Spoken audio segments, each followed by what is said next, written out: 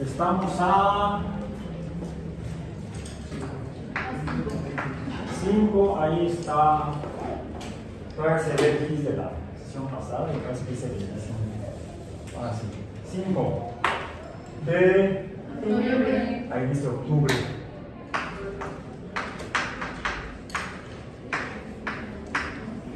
De 2200, no es cierto.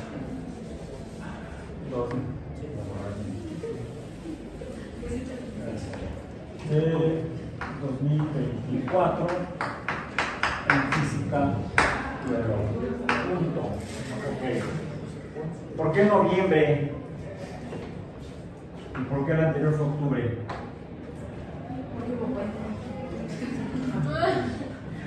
Solo en México. Decían que en México teníamos muy buenos ingenieros porque había muchos puentes.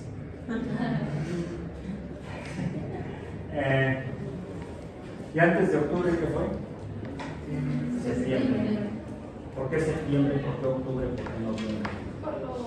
¿Por qué diciembre? ¿Por qué? No, no son platitas. Septiembre. Séptimo. Octubre, octavo. Noviembre, noveno. Diciembre, décimo. Meses del año. Pues se supone que antes eran 10 nada más, ¿no? No, siempre han sido 12. En el calendario que usamos, que proviene del calendario que hicieron los egipcios, eran 12 meses. Luego lo usaban los romanos. Se propagó por Europa y de hecho el calendario previo al que usamos actualmente era el calendario decretado por Julio César. Por eso era el calendario juliano, por Julio César, que determinó, que usaba el concepto de tiempo desarrollado por los egipcios, pero que lo tomaban a su vez de los mesopotámicos, que fueron quienes, las sociedades de Mesopotamia, los asirios, los acadios, quienes definieron, observando el cielo nocturno, lo dividieron en, se dieron cuenta que cada 365 veces que salía el sol sobre el horizonte, se observaban diferentes grupos de estrellas o constelaciones. Jugaban a juntar puntos en el cielo, formaban figuras y esas figuras se llamaban constelaciones. Curiosamente, las juntaban formando figuras de animales, leones, cabras,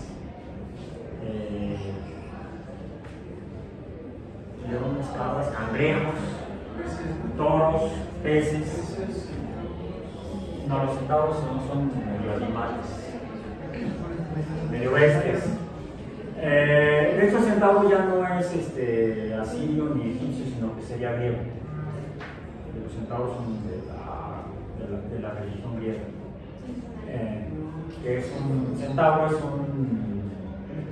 una persona con el torso de una persona con el resto del cuerpo de un caballo. Donde va la cabeza del caballo, va el torso de la persona. Eso sería un centauro. Entonces dijimos carneros, toros, leones, cangrejos, peces, ¿cuáles otros? Escorpiones o alacranes. Alacranes en español. ¿Los egipcios cuántas eran? Porque se supone que ya después... No, siempre han sido 12. Por ahí se sacan una otra de la manga. Un gato por ahí. Un gato. No. Entonces, a la fecha todavía se manejan, de hecho los astrónomos utilizan esa división del cielo en 12 constelaciones para ubicar, lo usan como mapa, como puntos de referencia, como líneas de referencia, para ubicar cuerpos astronómicos en el universo. Los asirios no concebían el universo, lo que veían era una especie como de cúpula, como de bóveda. Le llamaban la bóveda celeste o la bóveda del cielo o el techo del cielo. De ahí significaban las palabras. Incluso hoy en la mañana subí un TikTok donde puse que las palabras cambian en el tiempo. El significado de las palabras en el tiempo cambia. Lo vi con ustedes, lo vi en matemáticas, lo vi en matemáticas. Por ejemplo, la palabra güey, puede ser una palabra bonita, en mis tiempos se llama un insulto. A tu cuate no le decías güey. Al que te hacía algo le decías güey. Se escribía así: G, U, S, E, Y. Suena güey, como la palabra inglesa camino, W-A-Y, camino, güey. Y esto era vamos a decir, es una representación escrita de un sonido que suena como la palabra inglesa camino, güey. Así suena. Sí, como que la G incluso no se nota mucho, güey. Que por cierto viene de otra que es, en español, un toro viejo, un buey. Entonces, buey se modifica con el tiempo a güey. Buey y güey eran insultos, ofensas. El buey es un toro viejo, un toro lento, torpe. Entonces, cuando uno veía a alguien torpe o haciendo torpezas, uno le decía güey. Cuando alguien hacía una torpeza grave, le decía güey o güey. Y actualmente estas dos palabras prácticamente están en desuso en el español mexicano. Se deformó el sonido a lo que ahora usan.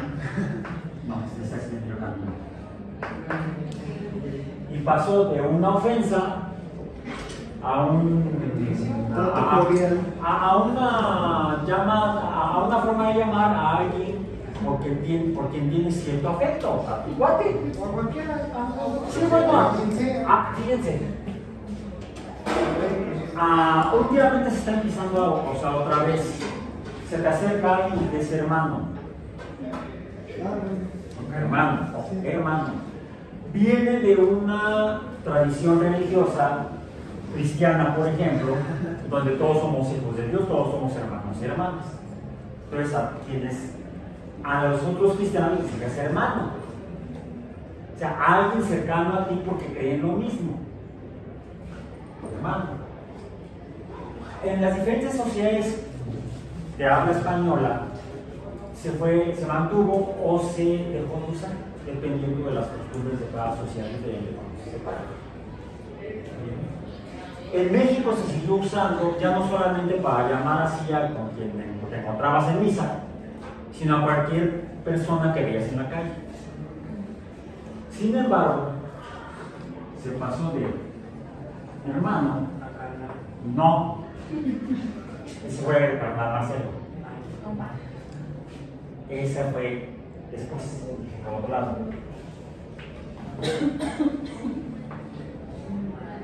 Mano.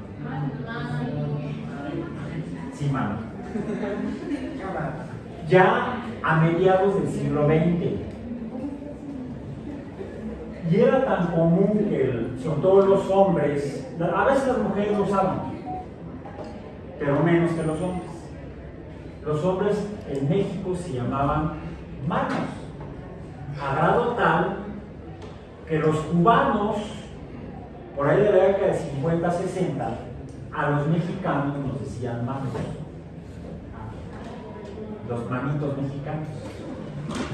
Así nos decían en Cuba.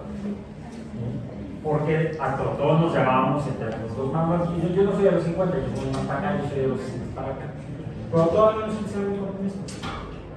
Entonces, por influencia gringa, al pasar el tiempo, sobre todo después de los 80s, empezó a usar. No. Brother, completamente. Actualmente ya no se usa ni siquiera brother, se usa bro. El español es una lengua viva, es un idioma vivo, y los idiomas vivos cambian en el tiempo. Así como la comunicación humana cambia en el tiempo, el lenguaje de la ciencia también cambia en el tiempo. Pero mientras que los cambios en el lenguaje, y eso sucede en toda lengua viva, pasan en todos los idiomas actualmente en uso en el mundo. En el español, en el portugués, en el francés, en el alemán, en el inglés, en el ruso, en todos, en el chino, en todos los idiomas que se mantienen en uso van cambiando, van evolucionando. Pero es por cuestiones a veces aleatorias, a veces por influencias sociales de grupos humanos con los que se tiene contacto. Somos vecinos de los gringos. Y además con una profunda penetración que se hace mayor cultural, una penetración cultural que se hace mucho mayor con la invención de la televisión y la popularización de la televisión, ni siquiera con el cine. No, si bien el cine que se desarrolla a principios del siglo XX provoca algunas influencias de sociedades unas en otras con la venta, exportación de filmes, se acelera mucho más, se hace más marcado con la televisión, donde incluso se empiezan a copiar modelos de producción de televisión. La televisión mexicana es copia fiel y mala de la televisión gringa, que de por sí es mala. E incluso cuando hay quienes se dan cuenta que esto funciona así, empiezan a hacerlo intencionalmente. Se empieza a colonizar culturalmente unas sociedades a otras para dominarlas culturalmente, dominarlas mentalmente, literalmente hacer lavados masivos de cerebro. ¿Y saben qué? Funciona. Esto lo ha estudiado la sociología y la ciencia de la comunicación en la segunda mitad del siglo XX. Los productores de televisión y los dueños de las empresas de televisión del mundo lo niegan, no, eso no sucede, es cierto, ¿no? ¿Cómo creen? Y se ha estado usando, al menos desde mediados del siglo pasado, tanto el cine como la televisión y actualmente Internet para eso. Antes los pueblos se conquistaban con armas. Los asirios a los babilonios a los fenicios a los egipcios. Toda una sociedad invade a la vecina para controlarla y obtener beneficios. Se hacía con armas, flechas, lanzas, piedras, piedrotas, ¿no? Ondas o con catapultas, con trabucos, diferentes tipos de armas. Desde el Renacimiento para acá con armas de fuego. Bueno, ahora lo hacen con películas y series de televisión, con Netflix y todas esas cosas. Ya ni siquiera son en televisión, es internet. ¿Por qué creen que Elon Musk es como es?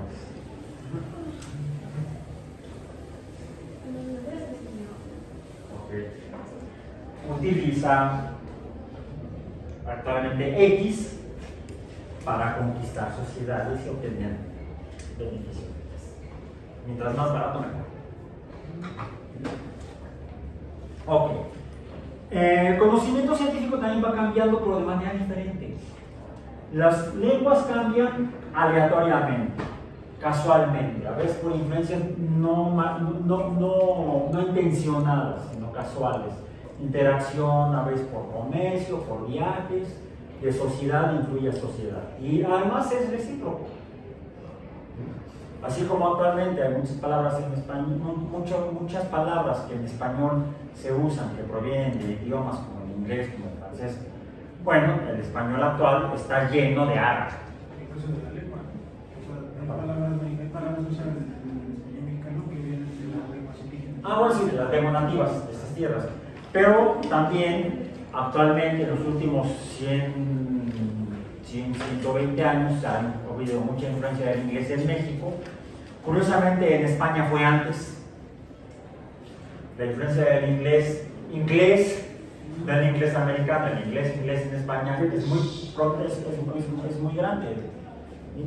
De hecho, son más pochos los españoles que los mexicanos al hablar, al usar palabras en inglés. Se oye chistoso, pero bueno. Es casual dentro de todo. Sí es cierto que actualmente, en las últimas décadas, ya se ha hecho de manera más intencional con fines de colonización cultural. En el caso de la ciencia, también hay cambios, pero son porque el conocimiento va cambiando. Cada vez vamos o conociendo más o entendiendo diferentes cosas que creíamos que funcionaban de cierta manera o eran de cierta forma. Por ejemplo, en las mañanas todos los humanos hemos visto ver salir una cosa brillante por un horizonte, luego pasar por encima de nosotros y después estar en el otro horizonte. Y fue así como se determinó el tiempo, el intervalo entre eventos. ¿Cuáles eventos? La salida de esa cosa brillante por el horizonte y la vuelta a salir, que mencionamos que eso se llama día. Fueron los egipcios los que dividieron al día, ya lo mencionamos en una sesión pasada, dividieron al día en 24 horas. También observaron otro tipo de cambios, también relacionados con ese concepto de tiempo, que al pasar varios días, muchos, tal vez 3 decenas de días, más o menos, entre 20 y 30 días, observaban que al atardecer, no al salir la cosa brillante, cuando la otra cosa brillante estaba en el horizonte opuesto, se empezaron a ver puntitos de luz sobre el horizonte. Astros, estrellas. Estrella viene de astro. Ya es en griego, no es en egipcio. No sé cómo se dice estrella en egipcio. Y lo que hicieron fue darse cuenta que al pasar los días, al pasar decenas de días, las estrellas que se veían agrupadas, que ellos las agrupaban de acuerdo a su imaginación. Veo puntos y veo un carnero. Y después del carnero sale un toro. Y tiempo después un león. El carnero, no se llama carnero. El nombre que le dan actualmente es Aries. Y después dije que salía un toro, ¿no? Después aquí me voy a saltar uno y aquí voy a poner un león. Luego sale el cangrejo. No, eso es feo.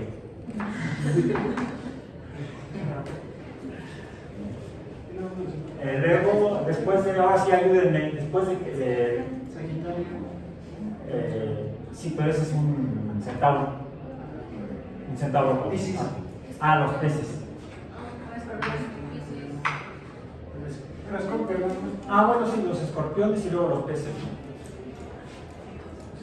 Alacrán, vamos a poner en español mexicano. Alacrán. La constelación del alacrán. Luego los peces.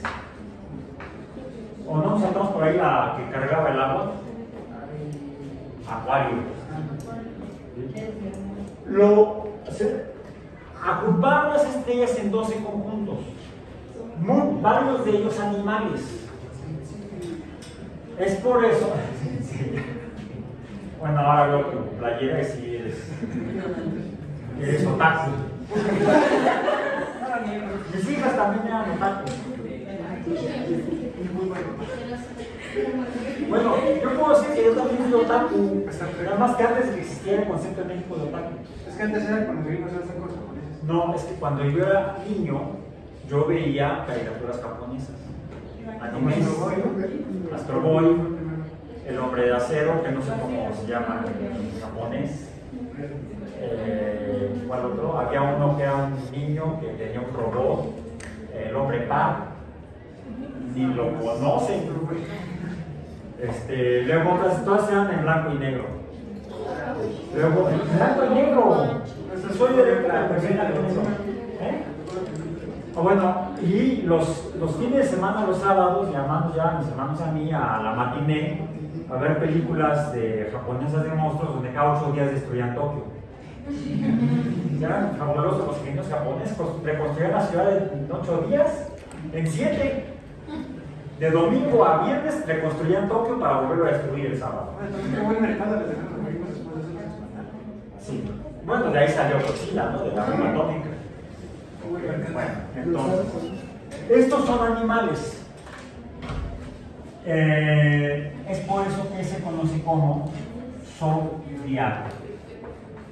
De zoo sería el zodiaco, o el conjunto de animales en cielo.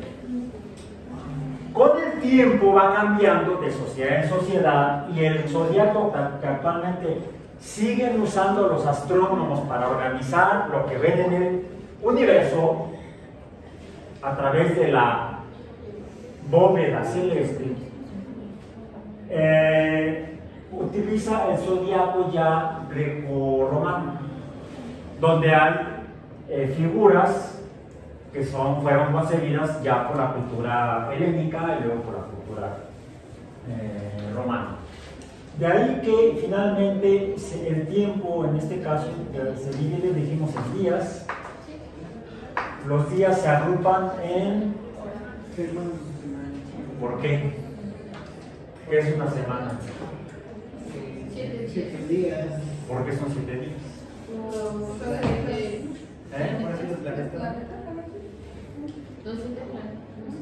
¿7 planetas?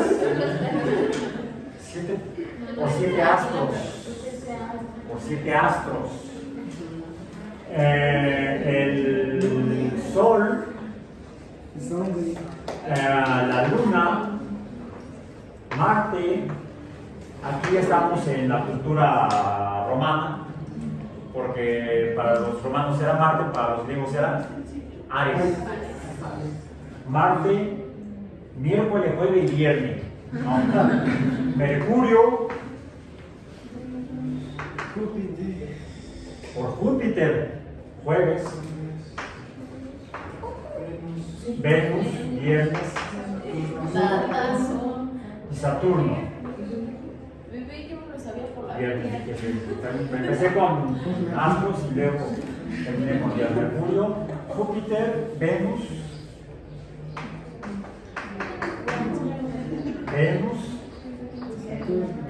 Saturno. 1, 2, 3, 4, 5, 6, 7. 7 astros. ¿Pero por qué 7 astros? Esto sería entonces una semana.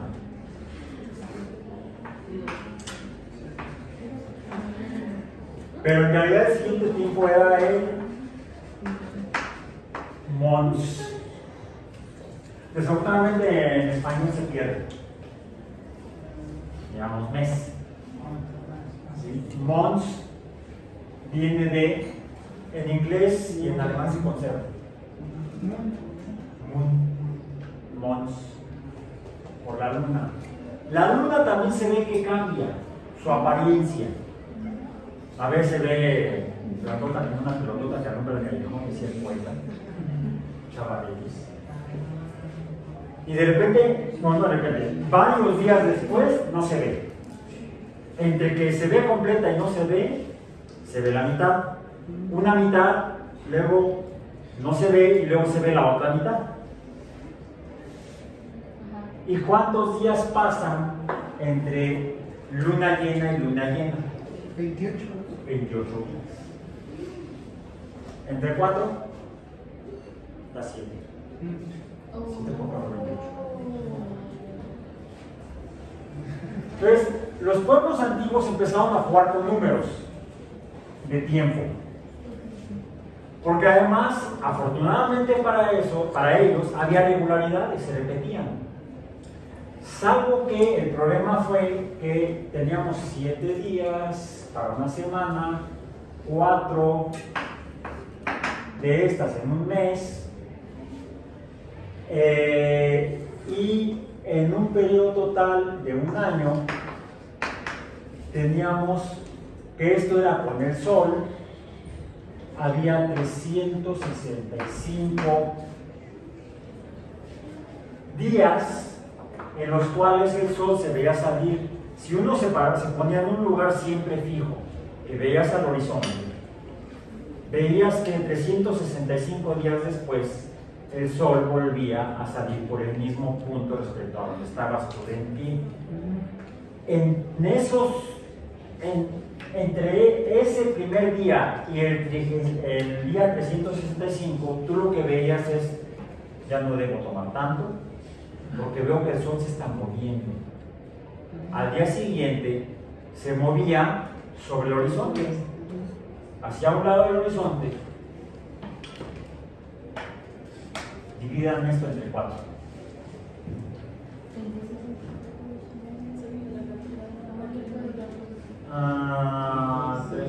Como 90 días después. Como 90 días después, el sol se detenía. Y luego comenzaba a regresar. Hasta que 182, 183 días después, la mitad de esto, volvía a salir por el mismo punto. Ya regresó a donde debía estar. Y después, se iba para el otro lado. Se detenía 90 días después, 90 y tantos días después, y luego se regresaba. De modo que cada 365 días el sol salía exactamente por el mismo lugar después de haber viajado por el horizonte. A un lado, un extremo, regresar y llegar al extremo opuesto y regresar al punto central. Inicial. Salvo en algunos lugares en la Tierra en los cuales eso no lo puedes ver jamás. El sol siempre sale por el mismo lugar. Por ejemplo, si vives en la ciudad de Quito.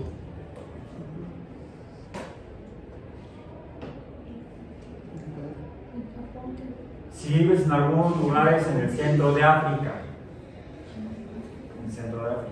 En cambio, si vives en Egipto, en Mesopotamia, en la India, en China, en Japón, en cualquier lugar de Europa, en cualquier lugar vamos a decir, de Colombia, Venezuela, norte de Brasil y todo Centroamérica y Norteamérica, o en Chile, Argentina, Uruguay, Paraguay, sur de Brasil, o en el sur de África o en Australia, lo vas a ver al revés de como se ve en Norteamérica, Europa o en Asia misma. ¿Sí? Solamente en algunas regiones del mundo ves el sol salir siempre en el mismo punto, en el este, dice, y ocultarse a tu vista en el oeste todos los días, todos los 365 días. Entonces, no podrías haber desarrollado este concepto de 365 días o año, porque el sol siempre sale por el mismo lugar. No observas diferencias. En cambio, en cualquier otro lugar de la Tierra, las sociedades vieron esto, que el sol se movía sobre el horizonte y regresaba al mismo lugar en nada que no exacto. 365 días y un cuarto, pongamos de punto 25, un cuarto, 25 de día. 365.25 días es un año. Y eso fue el año por miles de años de las sociedades humanas. Hasta que eso se modificó, bueno, alguien propuso cambiarlo en 1543, pero respecto al calendario calendario cristiano. ya no el egipcio, ya no el romano, aunque fueron los romanos los que hicieron el calendario cristiano a partir del calendario egipcio. Dijimos de Julio César, Juliano. Pero si sumamos todos los días, todas las salidas del sol, y vemos cómo salen las constelaciones, los grupos de estrellas sobre el horizonte cada mes, algo que empezamos a observar los astros. Por si eran los estudiosos de los astros. La punto y coma. La vida la estudian ¿quiénes? Los biólogos. Los biólogos, la biología. La biología es el estudio de la vida. Y el estudio de los astros,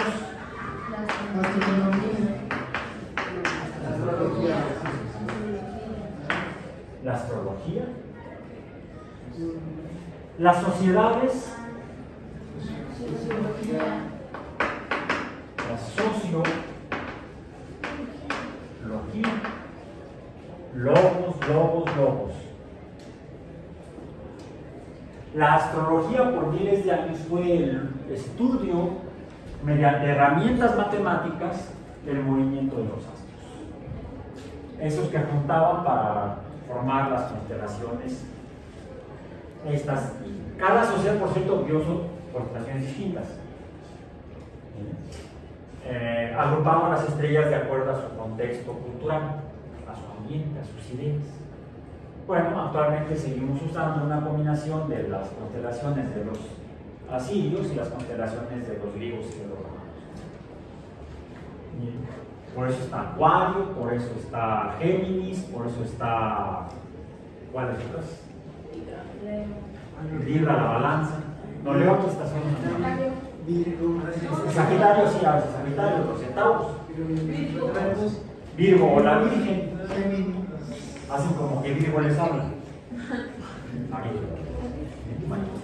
Entonces, los astrólogos eran los que hacían estos estudios y medían el tiempo. El tiempo lo medían los astrólogos porque era importante en las sociedades, por ejemplo, para saber cuándo sembrar y cuándo cosechar. Por ejemplo, la constelación de Acuario está relacionada con la llegada de la lluvia. Las constelaciones se usaban, cuando salió la constelación hay que cosechar. Entonces era importante el estudio de los astros por los astrólogos que usaban matemáticas para medir el tiempo, hacer cuentas de tiempo y poder decir cuándo cosechar, cuándo sembrar. Incluso cuándo invadir al vecino. Porque es mejor hacer los ejércitos se mueven más en terreno seco que en lodazales. Sí. ¿Cuándo son temporadas secas? Pues cuando hay que invadir al vecino. Entonces, la astrología fue una ciencia muy importante en el pasado, porque servía para la planificación y la organización y la administración de las sociedades. Y su principal herramienta era la matemática, las matemáticas, diversas matemáticas. La posición de las estrellas se medía no con reglas, sino con ángulos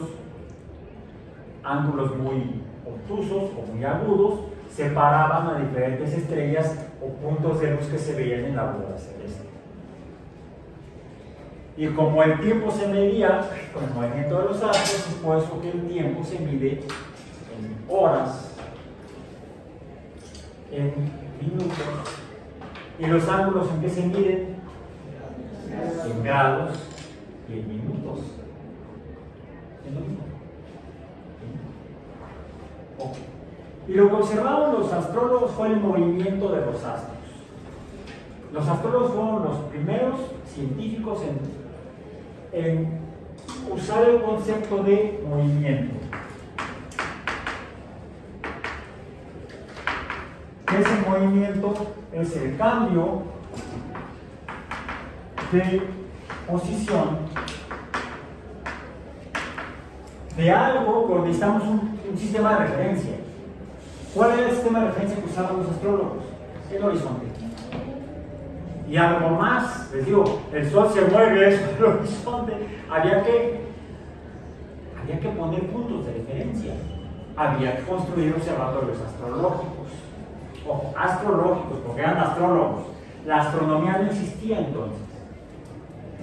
La astrología se va, igual que el idioma, igual que la ciencia, se va transformando, va cambiando, hace no mucho, hace 400 años, apenas. Quiere decir que no en 1543, ¿cuánto tiempo pasó en 1543? Ya casi 500 años. Dentro de 19 años será el 2043, 500 años después de la publicación de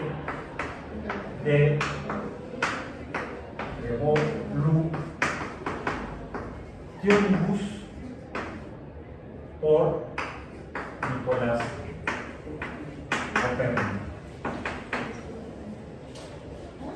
Si ya van a ser casi 500 años de que Copérnico dijo que lo que se mueve no son los astros en la bóveda celeste, sino que es la Tierra la que se está moviendo de tres formas diferentes.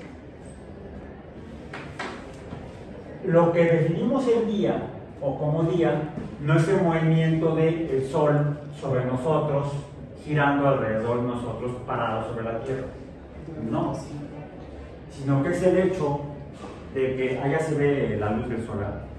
Entonces, si yo estoy ahorita viendo hacia allá, no veo el sol.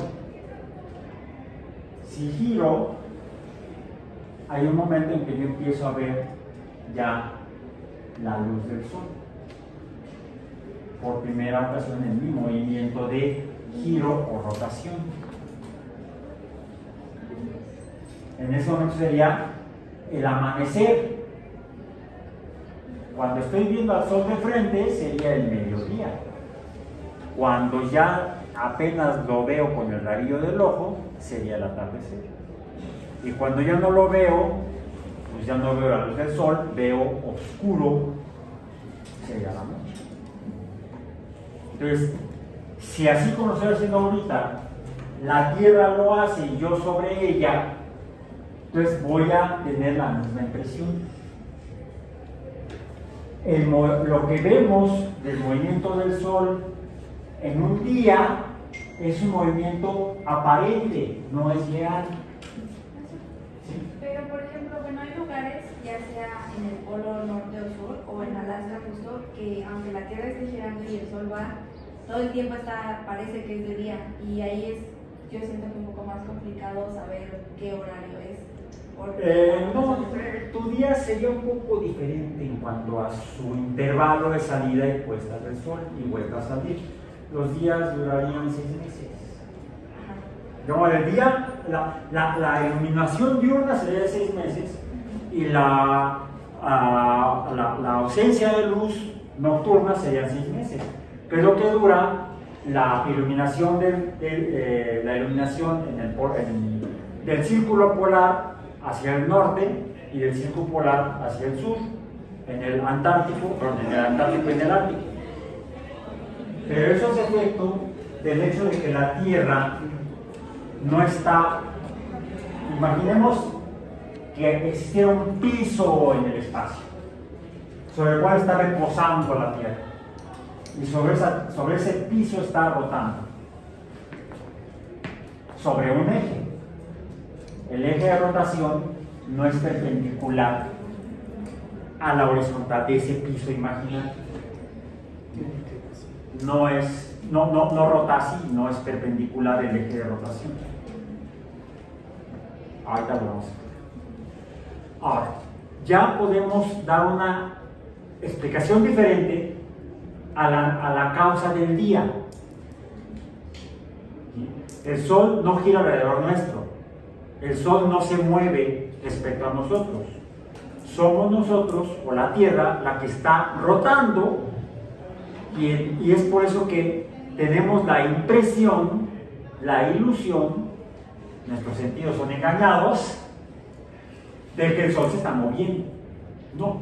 Una de las primeras los postulados de Copérnico en su libro de Revolution, por eso se titula así: las revoluciones o los giros. La primera revolución sería la rotación de la Tierra sobre su propio eje. Segunda, ¿por qué se ven diferentes astros, diferentes constelaciones al pasar los 300 rotaciones de la Tierra? Porque la Tierra no está rotando fija, sino que está rotando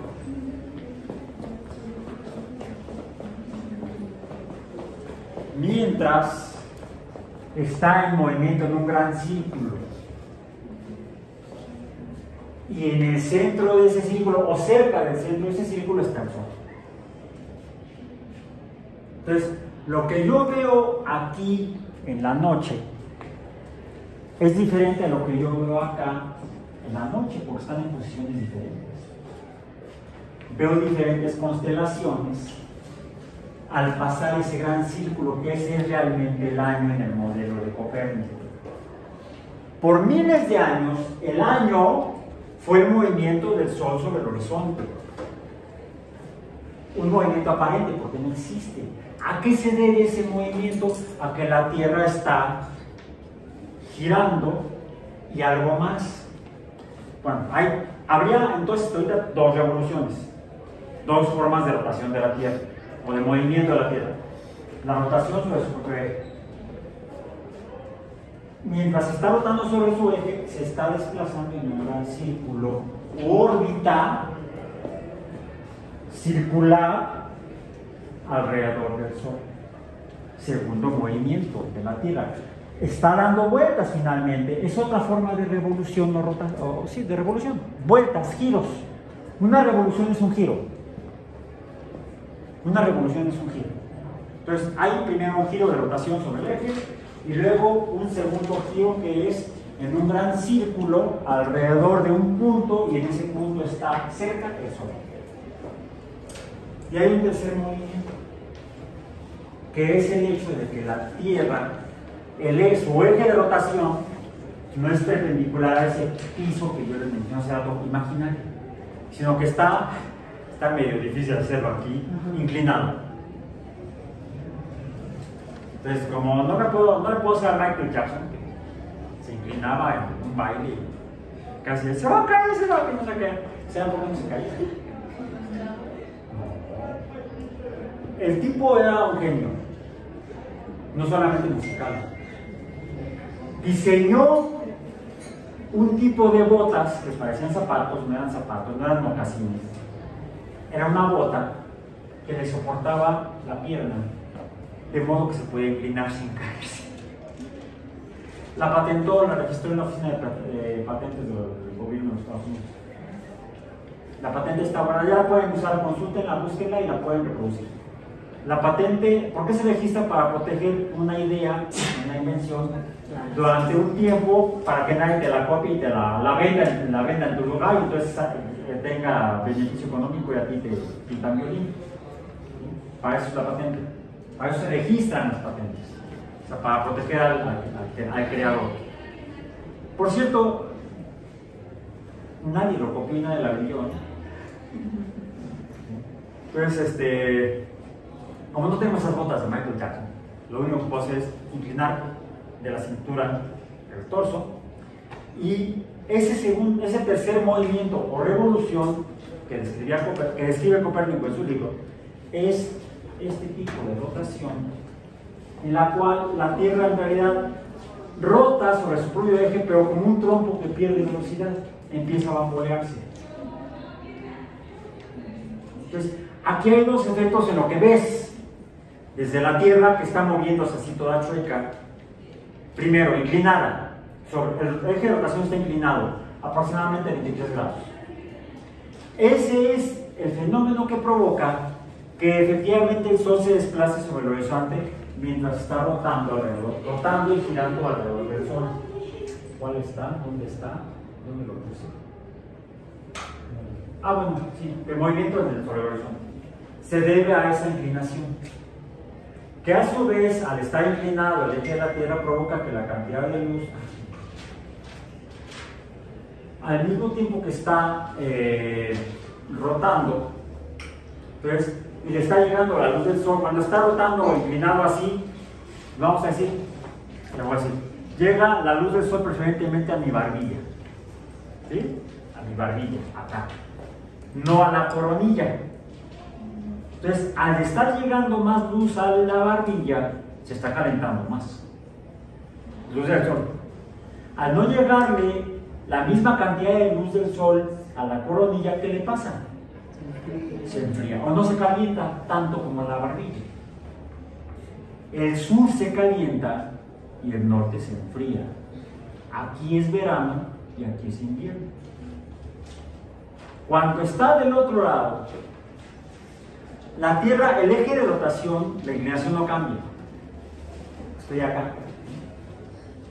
Cuando estoy acá, ¿qué sucede? Ahora, llega más luz al norte que al sur. Se calienta más el norte que el sur. Y entonces es verano en el norte e invierno en el sur. Entonces tiene varios efectos el hecho de que el eje de rotación esté inclinado. El primero es que se ve, cambia la posición en la cual yo veo salir el sol sobre el horizonte. En el invierno lo veo salir por el sur, curiosamente. En el verano lo veo salir por el norte. Y además, por la inclinación me llega más luz durante más tiempo, no solamente más luz, sino más tiempo en el verano que en el invierno. Entonces, al mismo tiempo que veo diferentes constelaciones y veo que el sol sale sobre diferentes lugares sobre el horizonte y se oculta sobre diferentes lugares en el horizonte, se dan cambios en las condiciones ambientales, las estaciones del año, que dependen de esa cantidad de luz que le llega a la Tierra en diferentes lugares y que va cambiando. Y eso lo vamos a ver más adelante en otro de los capítulos de nuestro curso de física biológica. Bueno, continuemos porque tenemos que seguir con este. El tema de hoy es movimiento, pero ¿qué de movimiento? El movimiento ya lo definimos la semana pasada como cambio de posición de algo en un sistema de referencia. Bueno, puede haber movimientos aparentes. Vemos que el sol sale, el sol se mete, pero eso no es cierto. Sin embargo, podemos poner un sistema de referencia, pum, pum, pum, pum, pum, e inventamos las horas. Eso fue lo que hicieron los científicos. Por cierto, no con el sol, sino con las constelaciones. Ahora, intervalos de tiempo cortos, las horas, vamos a decir las horas, a lo largo de toda una noche, y hago el equivalente para el día, ya tengo 24 horas para medir un día. Un día, entonces lo divido en 24 horas. ¿Okay? Intervalos de tiempo más grandes, pues pueden ser las semanas, agrupo de 7 en 7, o agrupo de 28 en 28, y entonces yo trato de ver si hay una relación entre este 28, este periodo de 28 días, y este periodo de 365 días. Hagan un favor, dividan 365 entre 28. ¿Y qué número les da? 13.03. ¿Cuánto? 13.03. O sea, ya se fastidió. Porque mientras que tenemos 12 estaciones o 12 constelaciones,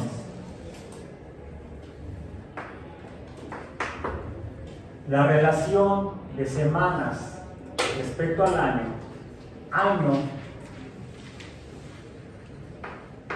entre semana da, ¿cuánto dijiste? 13 punto qué? Digamos que 13, 13.1, pero sí redondeamos a 1. Es otra forma en la que podemos manejar números en física. Redondeando, hay varias reglas para el redondeo, y no me refiero a que les van a volar la lana para que el otro deduzca impuestos. Yo puedo hacer un hago de redondeo. ya de por sí no paga impuestos ese cuate. Los que se quedan con tu redondeo. Ah, sí. Pagan impuestos. En cambio, a mí sí me mochan el 35% de mi salario. ¿35? Sí. No manches, qué feo. Ah, pero gracias a eso tenemos la UAM. Ah. Gracias Dios. No, gracias a los que pagamos. Ah, gracias. Más, yo me pago mi salario. Pues sí, trabajo en una universidad pública que funciona gracias a los impuestos. Gracias. Pues sí, es como me pago y me cobro. Ok. Bueno. Además, cada que compramos algo, nos cobran 16% de impuestos. Entonces, si le voy sumando, entonces ya no son 35 más 16, son 45, 51% de impuestos. Gracias, clase obrera, por. Sí, a la sociedad la sostienen los obreros, los campesinos, ¿sí? Los trabajadores, los asalariados, incluso los que trabajan por su cuenta, los que cobran por honorar. Por eso evasión de impuestos, chicos. No, por eso no es bueno evadir impuestos. Por eso nos ponen. Porque evadir impuestos, ¿a quién daña? A O sea, es como tirarse al pie. Pues a las empresas, ¿no? Bueno, salvo el que lleva su dinero a paraísos fiscales. Y aparte tiene concesiones de televisión. Bueno, ok. No, no es ok. Sigamos con eso. Bien, movimiento. Decíamos, 13.1 es por eso que finalmente estos 365 días se organizan en 12 constelaciones y el intervalo que se ve es que en promedio es entre 28 y 30. Lo que se hace es que se divide entonces entre semanas, 365 entre semanas, no hay entre semanas, años entre meses, lo dije aquí, entre 28 no entre semanas, entre meses. Año entre mons. Mons sería un mes lunar, 28 días. 28 días es un mes lunar. Pero un mes, constelación, vamos a decir, mes calendario, no es de 28 días. Si dividen 365, o sea el año, entre 12 constelaciones, ¿cuánto da? 30.41. ¿Cuánto? 30.41.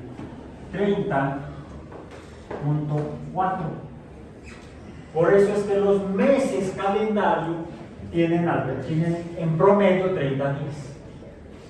Pero como no podemos tener .4 de día, lo que se hace es que estos 365 se van repartiendo y hay algunos meses que tienen 30 días y otros tienen 31 y por ahí uno, debido a este .25 días, pues quiere decir que cada 4 años se tiene un día más, al que llamamos el año en que dormimos 2 veces al día. 2 siestas, ¿no? Bisiesto. Hay que dormir 2 veces. Este año no. Fue el año. ¿Cuántos años? O si este año fue 16. Habíamos el calendario anual. El calendario. No, si este año fue bisiesto, hay que seguir durmiendo 2 veces al día. El año que entra ya no. Aprovechen ahorita. Este año es bisiesto, fue no me acordaba yo. Fue hace tanto tiempo. Ya estamos terminando. Estamos en el 9º mes del año, que fue lo que pregunté al principio. Noviembre, 9º. El 8º fue octubre. Porque el año para los romanos empezaba 9 meses antes de noviembre. Cuenten para atrás. Bueno, a ver, si el 7º fue septiembre, ¿el anterior cuál fue? El 6º es agosto. El 5º, julio. El 4º, junio. El tercero, mayo. El segundo y el primero. ¿Por qué marzo era el primer día del año? Para ¿La los egipcios. primavera? No sé, no sé. Sí, sabes. Sí, No sabías que sí sabías. sí, exactamente. El primer día del año era cuando brotaban todas las flores, en la primavera. Cuando veíamos al sol salir sobre el horizonte en el punto medio entre el extremo norte y el extremo sur, en el equinoccio de primavera. El equinoccio de primavera marcaba el inicio del año. Por eso ese era el primer mes. El 10º mes era diciembre, el 11º era enero y el 12º era febrero. Pero luego las cosas cambian. En dos sentidos. Número uno, el calendario juliano, medir tiempo del punto 25, en realidad no es exactamente el punto 25, faltan semanas. Y eso provoca que al pasar no un año, ni 10 años, ni 100 años, sino mucho más tiempo en años, se van perdiendo días. Se van perdiendo días porque estamos fallando en el conteo. A los astrólogos les falló porque no tenían la suficiente exactitud y precisión para medir el tiempo. Por eso, cuando nació Isaac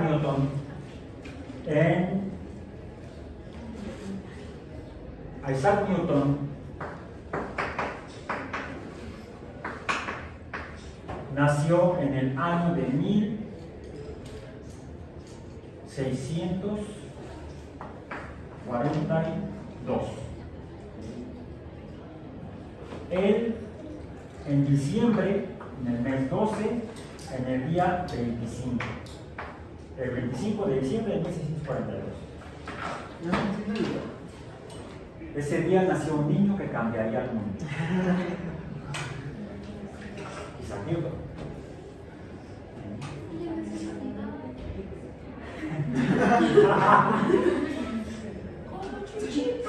No. No. No, porque, bueno, él sí fue real. Él sí fue real. Tengo sus libros. Bueno, no sé usted regresado. El otro, no se sabe, es una tradición. Se dice que Newton nació el 25 de diciembre de 1642. En Inglaterra regía el calendario juliano, el de Julio César. Por el calendario juliano ya se había observado que no coincidía el 21 de marzo con el inicio de la primavera, con el equinoccio. Más bien, lo que no se veía que salieran las flores, sino que se veía que el sol salía por donde tenía que salir, el punto medio entre el norte y sur. Bueno, se vio que el sol salía 10 días después sobre ese punto. O sea, el calendario juliano ya presentaba un atraso de 10 días cuando nació Newton. Newton en realidad nació en el calendario que ahorita usamos el 4 de enero de 1643. Nació entonces en 1643, en el primer mes del año 1, el día 4. Entonces no digan que vamos a celebrar la Newton Mass. Si en lugar de Christmas, Newton Mass. Si quieren háganlo, a mí me vale. Igual no se lo pago. Porque no me gusta. No hacemos que pago, pues me hace muy seco. Mi papá cobraba por eso pollo. En lugar de pavos, en mi casa me fascinaba los pollos. Mi papá cobraba. Es más jugoso. Bien, bueno. Entonces, el 4 de enero de 1643 realmente fue el día corrigiendo ese atraso que se debía a ese error en la medición del año por los astrólogos. Newton no nació en el 43, nació en el 42. Bien. Y alguien que contribuyó a cambiar el calendario juliano al calendario gregoriano fue un matemático, estudió matemáticas con ese título, Newton fue Nicolás Copérnico. Se matriculó en la Universidad de Cracovia para estudiar matemáticas y astrología, nunca se graduó. Se metió a estudiar la tesis, ya saben. Se metió a estudiar medicina en una universidad cerca de Roma, tampoco se tituló. Finalmente se tituló como abogado de la iglesia, canónigo. Entonces, y trabajó de todo. Hizo leyes trabajó sobre las leyes de la iglesia, trabajó sobre, fue autor de la teoría monetaria, trabajó en economía, es autor de la teoría monetaria. Hizo astrología, hizo matemáticas, astrología por cierto hizo poca, hizo matemáticas y trabajó para corregir el calendario. Aunque aunque Copérnico murió el mismo año que se publicó su libro, de hecho 2 meses después de que salió el libro de la imprenta, en marzo del 43 salió de Revolutionibus de la imprenta y Copérnico murió en mayo del 43. O sea, fíjense, 100 años antes del nacimiento de él. Qué coincidencia, ¿no? Nada más que Copérnico murió en mayo y Newton nació en enero. El año anterior, en 1642, murió Galileo. Entonces, Copérnico contribuye a modificar el calendario juliano al gregoriano, que fue finalmente decretado por el Papa Gregorio en 1583. Como se dan cuenta, se tardaron 40 años. ¿Por qué? Tuvieron que hacer más observaciones astronómicas, hacer mejores cálculos y finalmente en 1543 entró en vigor el calendario gregoriano. ¿Por qué entonces Copérnico está registrado? Newton, ¿por qué está registrado su nacimiento en 1642, en diciembre, y no, aunque el calendario gregoriano ya existía? Porque Inglaterra ya se había separado de la Iglesia de Roma, debido a la bronca de Enrique VIII con un papa que no lo quiso divorciar. Pero la iglesia anglicana que se manejaba con el calendario juliano. Y por eso es que Newton está registrado su nacimiento en 1642 y no en 1643. Ahora, ¿qué onda con Copérnico? A ver, el curso es física biológica, no astronomía ni astrología. Pero los astrólogos fueron los primeros en estudiar el movimiento matemáticamente de los astros. Con esos estudios del movimiento de los astros es que Copérnico desarrolla el modelo heliocéntrico. La Tierra y los planetas giran alrededor del Sol, no el Sol, la Luna y las estrellas alrededor de la Tierra, no. Y les he dicho que el Sol estaría cerca del centro del círculo de la órbita de la Tierra. Y Copérnico decía que las órbitas eran circulares. Perdón, ahí sí se equivocó. Estuvo en lo correcto en el sentido de, primero, la Tierra tiene movimiento de rotación, sí, verificado. Hay películas ya, o videos, tomadas por naves espaciales, donde se ve que la Tierra está rotando. Las pueden encontrar en internet. Se han tomado fotografías de la Tierra y los demás planetas girando alrededor del Sol. Bueno, no girando, pero sí ubicados alrededor del Sol, los planetas. La primera se tomó en 1991 por la nave Voyager. Después, años después, otra nave tomó desde cerca del Sol una foto hacia afuera y se ven todos los planetas. o casi todos. Fue la nave Messenger, que orbitó Mercurio. Estudió Mercurio esa nave, la Messenger. ¿Por qué Messenger señaló? ¿Quién era Mercurio? El Dios mensajero. El Dios mensajero del mensajero de los dioses. Por eso es que a la nave le pusieron Messenger. Entonces, Copérnico dijo: la Tierra presenta movimiento de rotación, comprobado científicamente. La Tierra y los planetas están alrededor del Sol, comprobado científicamente con imágenes. Y presenta ese movimiento que es el de bamboleo. También se pudo verificar con mediciones a lo largo de décadas y cientos de años. Han confirmado finalmente que Copérnico tenía razón. Sin embargo, Copérnico decía que la Tierra se movía en movimiento circular alrededor del Sol. Y perdón, pero se equivocó. En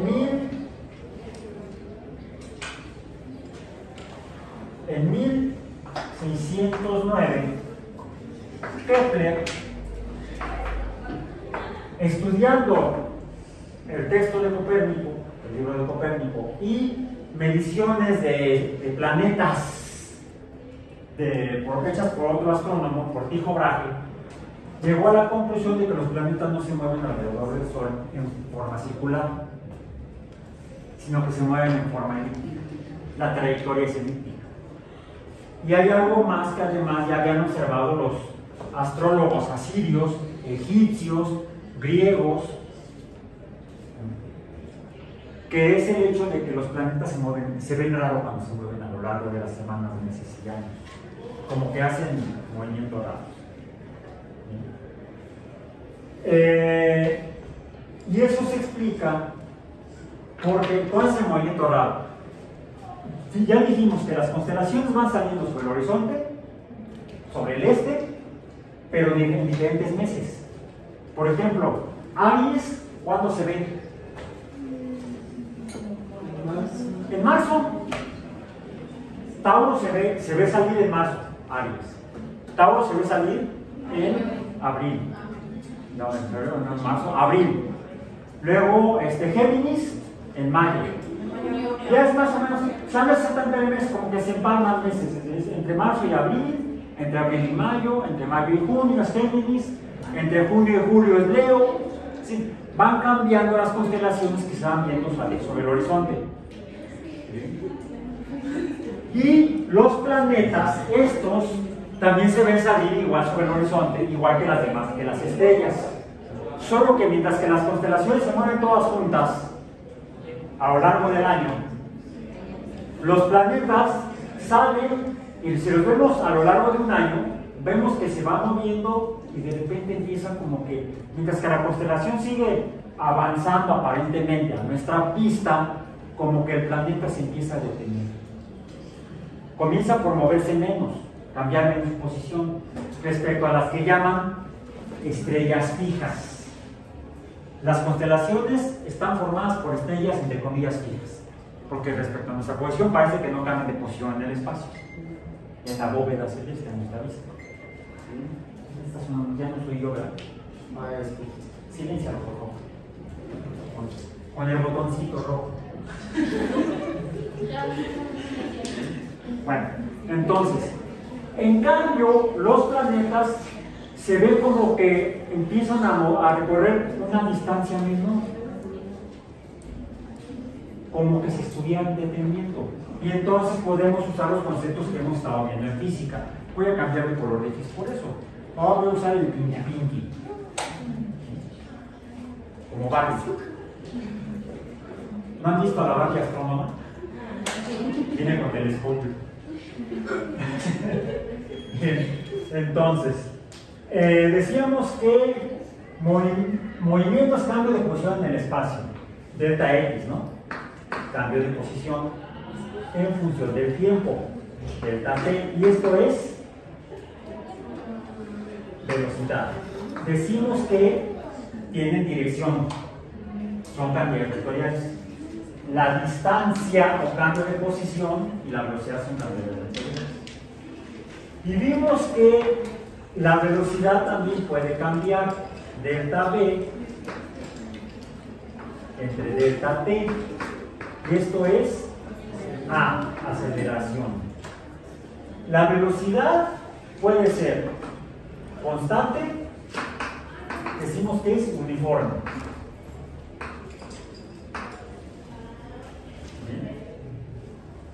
Pero por cierto, puede ser constante hacia adelante respecto al sistema de referencia, o puede ser hacia atrás, constante. ¿Cómo sería? Negativa. Si yo tengo aquí el 0 y me muevo para allá, la velocidad va a ser positiva, mayor que 0. Si yo me muevo para acá, la velocidad va a ser negativa, menor que 0. Si la velocidad es 0, no hay movimiento. El movimiento puede ser positivo o negativo, con esto el punto de referencia y el sistema de referencia. Eso es en cuanto al signo de la velocidad. En cuanto a la aceleración, también puede ser positiva, A, puede ser igual a 0. ¿Qué significa que la aceleración sea igual a 0? No. Cuando está la velocidad es igual a 0, si B es igual a 0, a esto le llamamos reposo. Si es negativa o positiva, le llamamos movimiento. Reposo y movimiento, reposo, velocidad 0, movimiento positivo o negativo B, pero la aceleración, ¿qué significa que A fuera igual a 0? Que la velocidad no cambia, que es uniforme. Si es uniforme, entonces A es igual a 0. La aceleración es 0. No hay, bueno, sí hay aceleración, pero vale 0. Mide 0. O sea, ahora, la aceleración entonces 0 es igual a velocidad constante o uniforme. Me ahorro entonces esta 0 de aquí. La aceleración puede ser positiva o puede ser negativa. Cuando es negativa, ¿qué significa? Que la velocidad va disminuyendo. A esto le llamamos desaceleración. Se está deteniendo. Y la aceleración, cuando es positiva, la velocidad va aumentando. Entonces le llamamos, como en el lenguaje coloquial, aceleración. En el lenguaje coloquial, la desaceleración es frenado. ¿Ok? Frenado. Parece que los planetas se van frenando conforme pasan los días, las semanas. Es un movimiento aparente, porque se está moviendo alrededor del Sol. Llega un momento en que la posición no cambia. O sea, está como si estuviera en reposo. Y al seguir pasando los días, parece que luego se regresa. O sea, tendría una velocidad negativa. Y no solo eso, se regresa y parece que va más rápido. Como que se está acelerando. Y luego se vuelve a desacelerar, se vuelve a detener, y entonces dice, sí, ya voy para allá otra vez. Es por eso que los griegos a esas estrellas, porque ¿han visto los planetas en el cielo? Así, a simple vista. Ahorita se ve Venus al atardecer. Después de que se mete el sol, ven una estrella brillante. No es una estrella, es un planeta. Pero eso lo descubrió Galileo en 1610. En 1610, Galileo descubrió que estos que eran estrellas para los griegos, estos eran aquí estrellas, todas eran estrellas. Y le voy a poner aquí por el asterisco, estrella. Bueno, Galileo descubrió que estas estrellas de aquí,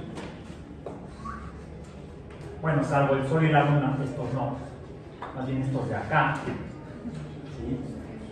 Estos, a los que los antiguos llamaban, eran estrellas. Y se movían raro, se detienen, se regresan y luego otra vez. Es un movimiento raro. Por eso les llamaron astares, planetes, errantes. Llegan el camino, se equivocan el camino, van por donde se les da la gana. Bueno. Galileo descubrió que Venus no es estrella. Porque también con su anteojo, telescopio, vio otras estrellas y siempre las vio como puntos de luz. Más brillantes tal vez, pero siempre todas las estrellas como puntos de luz. Mientras que Venus se veía como un disquito. Júpiter tampoco. También vio Júpiter. Y Júpiter lo vio como un disquito de luz. Ya no como un punto. Y entonces él se dio cuenta que estas supuestas estrellas realmente no eran estrellas. Se parecerían más bien a la luna. Es más, en Venus observó fases como en la luna. De repente veía medio Venus, Venus creciente, Venus menguante.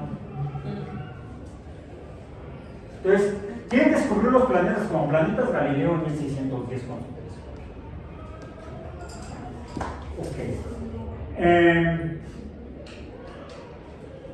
Entonces, lo que se entendió fue que los planetas no son estrellas y que efectivamente se estarían moviendo alrededor del Sol, no en forma circular, como decía Copérnico, sí se mueven alrededor del Sol, pero no en forma circular, sino en forma elíptica, que fue Kepler el que lo dijo.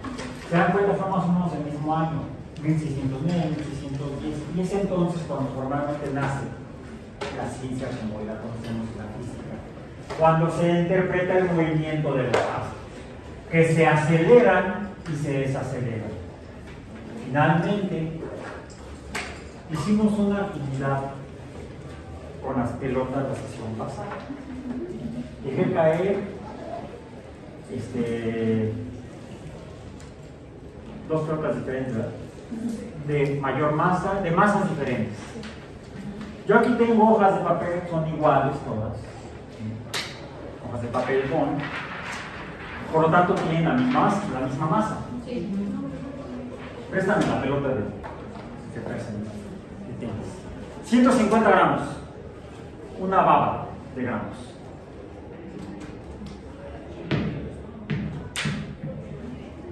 Aristóteles tenía razón. ¿Seguros?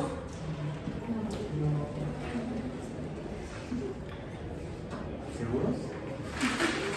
Es un fracaso. Por eso amerita. Vamos a repetir el experimento.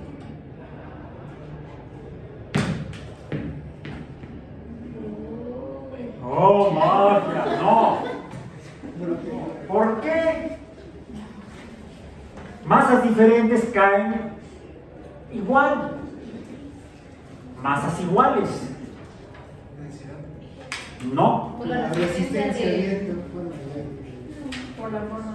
Ajá. La forma en la que está cayendo, fíjense. La voy a dejar caer ahora vertical. Lo estaba dejando caer inicialmente horizontal la hoja. Si la dejo caer en vertical, de la misma altura, al menos durante un espacio vertical, van a caer juntas. Hasta que algo hace que se vaya chueco. Y entonces tarda más en caer. Dos hojas iguales, en posiciones diferentes, me hice bolas, van a caer diferente. Recorrió al principio una mayor distancia la hoja que dejé caer vertical que la que estaba cayendo horizontal.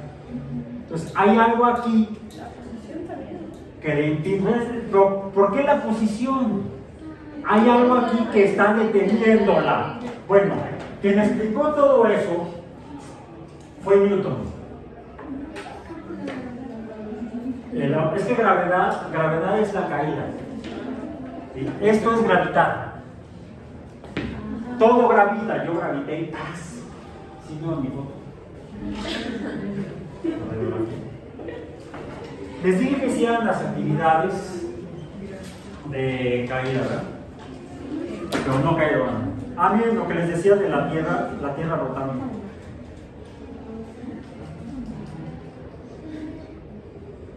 La Tierra rotando.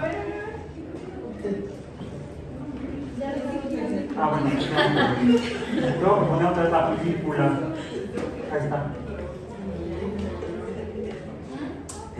Está acelerada. No se me ha olvidado. Tengo por aquí otra película. Esa la tomó una nave que se llamó Galileo, por cierto. Esa iba a Júpiter. Y tengo aquí este video. Lo voy a poner aquí. Y lo voy a ampliar. Ay, no, ven.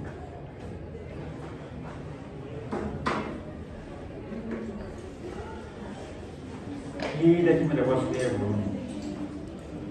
A ver si se oye. Sí está. A ver. Dice.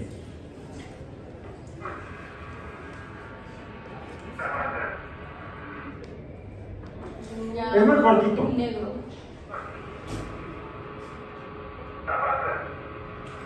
¿Quién es este? Es un astronauta llamado, todavía me olvidé, David Scott, 1971, sobre la Luna, Apolo 15, donde lo que tiene en una mano es un martillo de geólogo, de los que usaban para traerse las muestras de los carbonatos.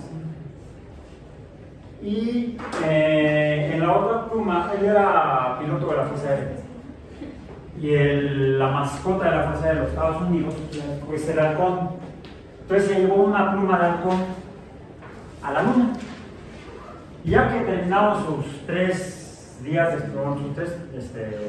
exploración, antes de regresar y preparar todo de regresar, se paró frente a la nave con el martillo en una mano, la pluma en otra, y dijo que hace mucho tiempo un hombre llamado Galileo hizo un experimento. Se equivocó un poco, Scott. Fue un experimento de objetos cayendo en campos gravitacionales, donde él demostró que los objetos caen juntos sin importar su masa. Bueno, el problema es que la hoja es empujada por algo que sí hay aquí que no hay en la Luna. Gases. No, en la Luna sí hay gravedad, si no, no habría caído el martillo. ¿Sí? Lo que no hay es una cubierta gaseosa o atmósfera. Gases, que son los que retienen a la hoja e impiden que caiga. Incluso permiten que cuando los objetos tienen cierta forma puedan comportarse de maneras peculiares que les permiten precisamente, al interactuar con esa masa gaseosa, no caer inmediatamente, por ejemplo, sino incluso desplazarse a través de ese océano de gases. Vivimos sumergidos en un océano de gases. Y eso hace que, mientras que la pelota, a ver, espero no darles, la lanzo horizontal y cae en curva del avión con el mismo impulso, no cae tan rápidamente, porque los gases lo están deteniendo. Toda esa explicación, no de lo que regula el movimiento, fue explicado después de Galileo por Isaac Newton. Y lo que vamos a ver en la próxima clase, el día de mañana. Recuerden, traigan las pelotas. No es necesario que traigan agua, porque las actividades que vamos a ver mañana deben de ver rápidamente. Rápidamente, que vamos a necesitar mañana, antes de retirarnos, para estar seguros de que no sería indispensable la bata de revista de material. Mañana vamos a estar a 6 de noviembre. No es necesario. No es necesario. Salvo que no se quieran mojar mucho. Órale. ¿Sí? Entonces, la bata es voluntaria. Porque además la actividad experimental la vamos a hacer afuera del laboratorio. Vamos a reunirnos en el laboratorio, vamos a realizar algunos conceptos y luego vamos a pasar a hacer la actividad experimental, una de las actividades experimentales en el jardín. ¿Sí? Entonces, a lo mejor sí les sirve la bata para protegerse un poco van a trabajar con agua.